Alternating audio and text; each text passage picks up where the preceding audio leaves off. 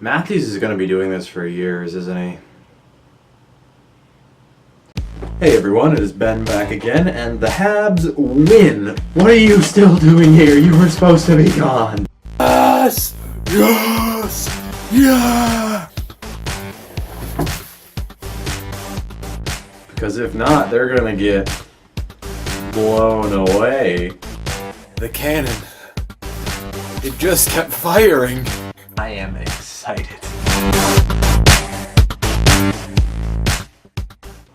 Hello everybody, it is Ben back again. This is getting really old.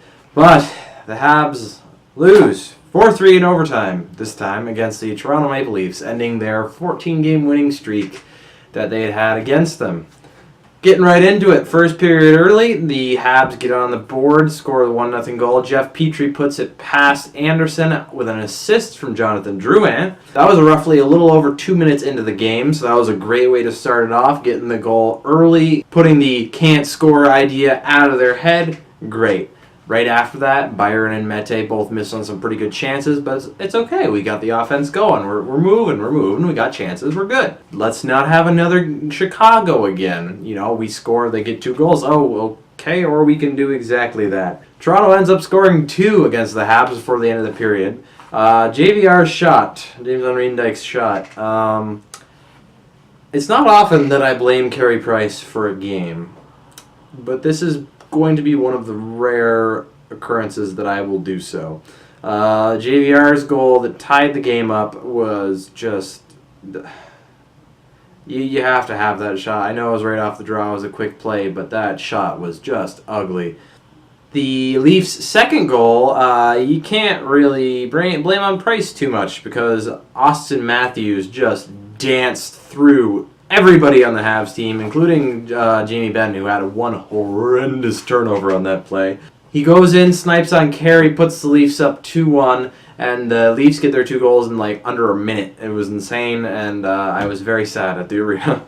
Although I'm still kind of unsure why Claude Julien had Brandon Davidson and Jordy Ben out against Matthews' line, but hey, I'm not a coach.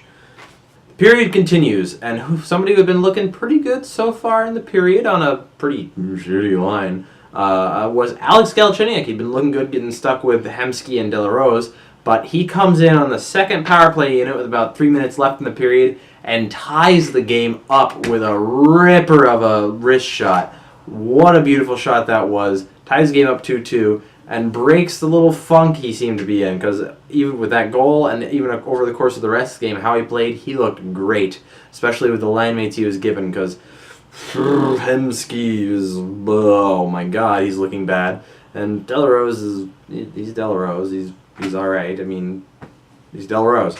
So, Habs Leafs go into the first intermission tied 2-2, with the first period shots being 12-8 in favor of Montreal. Second period, the first few minutes were just a cluster F of just insanity in the neutral zone. Nobody was really getting any passes off, and nobody could really get anything started. Till about 9 minutes into the period, Auston Matthews tips it into the net, but it is immediately waved off because it was a high stick on the play, and it looked like a high stick to me on the replay. I don't know, some people might have their own opinions on that play, but the goal gets waved off, and for the first time all season, the Habs get a little bit of luck. They get a bounce thrown their way. I'm like, yes, okay, awesome. We're finally getting just a little bit of a break. And then, right after that Matthews goal gets waved off, Jonathan Drouin comes right back, tips a beautiful slap pass by Carl Alzner, of all people, tips it in, gets his first as a Habs, second point on the night after he got the assist on the Petrie goal.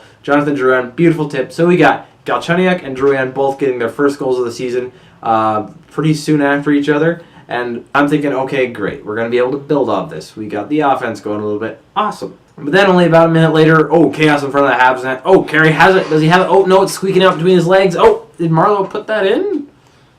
Maybe? And it gets waved off on the play, but then they go back and review it, and it turns out the puck did cross the goal line ever so slightly for like half a second before Petrie scooped it out. And that was another one that Carey looked kind of weak on. That wasn't great. Then we come to the end of the second period. Shots only 8-7 Montreal in that period, so Toronto had a bit of a better period in the second. But we head into the third. Both teams looking really desperate. They want to get the next goal. There's chances going back and forth. But neither team wants to give up anything easy either. But then for like the last 5 minutes or so, the Habs just start peppering Anderson with shots, getting chance after chance after chance. I think I remember Shea Weber ringing it off the post at one point. But to no avail, because the Habs do not get it done in the third, despite having a massive advantage in shots, 13-6 in the third. So we head to overtime. The Habs start with Weber, Plekanec, and Paul Byron in overtime. They end up getting down the ice for one chance. Anderson makes a nice save. After that, Weber actually got off. Petrie got on. Then you have Nylander coming down the right side. He's got Plekanec coming back on him. Petrie coming in front of the net. But then Petrie just kind of forgets about this guy number 34. Who's his name? Is it Austin, I think, maybe? William Nylander gets the sauce over to Austin Matthews, who puts it home with another snipe and gets the Leafs the 4-3 OT game. And my oh my, was that a frustrating game. Final shots ended up being 34-22 in favor of Montreal, and it was easily the Habs' best offensive game of the year. And I'm not one to usually blame the goalie, but even Carey came out after the game and said his exact quotes were from Eric Engels, "We scored 3 goals tonight. Tonight might have been our best game of the year. We played very well. Unfortunately, I didn't have my best game of the year. I think if I would have played better, we'd be looking at this a different way." So, both of Matthews' goals, I can't really fault Carey for because it's Austin Matthews. If you leave him alone for enough time to take a snipe of a wrist shot, he's probably going to score. It's Austin Matthews. You can't really do that.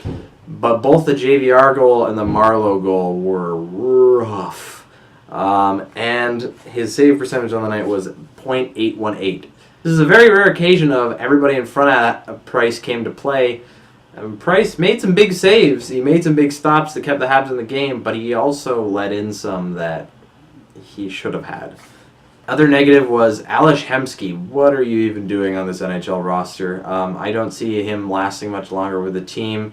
I don't know who you're going to bring in to fill in that gap, but I think just about anybody else would be better. But getting to positives, both Drouin and Galchenyuk get their first of the year, and hopefully that'll spark a little bit of continued offensive growth, especially with Chucky having issues and being stuck on the fourth line and just going at it last night.